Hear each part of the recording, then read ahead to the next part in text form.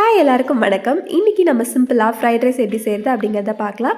Fried rice செய்கிறதுக்கு first தேவையான வெஜிடபிள்ஸான carrot, beans, முட்டைக்கோஸ் எல்லாத்தையும் குட்டி குட்டியாக கட் பண்ணி வச்சுக்கலாம்.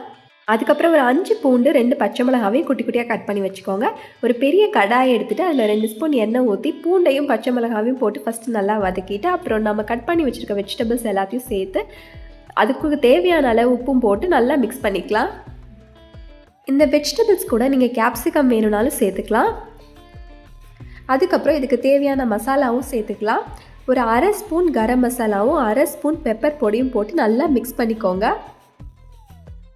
இதை நல்லா மிக்ஸ் பண்ணதுக்கப்புறம் ஒரு மூடி போட்டு ஒரு 5 மினிட்ஸ் வெஜிடபிள்ஸை வேக விட்டுருங்க. தண்ணி எதுவும் ஊற்றாமல் மூடி போட்டு ஒரு 5 மினிட்ஸ் வேக வச்சிடலாம். அதுக்கப்புறம் ஃப்ரைட் ரைஸ் செய்கிறதுக்கு ஒரு 200 கிராம் அளவு ரைஸை குக்கரில் வேக வச்சு எடுத்தாச்சு. 5 மினிட்ஸ்க்கு அப்புறமா வெஜிடபிள்ஸ் கூட இந்த சோயா சாஸை சேர்த்து நல்லா மிக்ஸ் பண்ணிக்கோங்க.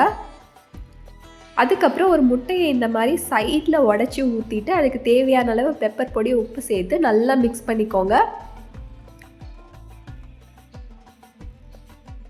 நல்லா மிக்ஸ் பண்ணதுக்கப்புறமா வெஜிடபிள்ஸ் கூட சேர்த்து ஒரு மிக்ஸ் பண்ணிக்கிறீங்க. இந்த மாதிரி இதுக்கப்புறம் இது கூட நம்ம அந்த ரைஸ் எல்லாத்தையும் சேர்த்துக்கலாம். நான் பொன்னி ரைஸ் யூஸ் பண்ணியிருக்கேன். நீங்கள் பாஸ்மதி ரைஸ் வேணும்னாலும் யூஸ் பண்ணிக்கலாம். இந்த பொன்னி ரைஸ் நல்லாயிருக்கும் ஃப்ரைட் ரைஸ்க்கு, அதனால நான் இதை யூஸ் பண்ணிக்கிட்டேன். உங்களுக்கு வேணும்னா நீங்கள் பாஸ்மதி ரைஸ் யூஸ் பண்ணிக்கலாம். இப்போ ரைஸ் எல்லாத்தையும் சேர்த்துட்டு இதில் பெப்பர் பொடி 1 ஸ்பூன் போட்டு நல்லா மிக்ஸ் பண்ணிக்கோங்க. ஆனில் வச்சுட்டு நல்லா மிக்ஸ் பண்ணிக்கோங்க.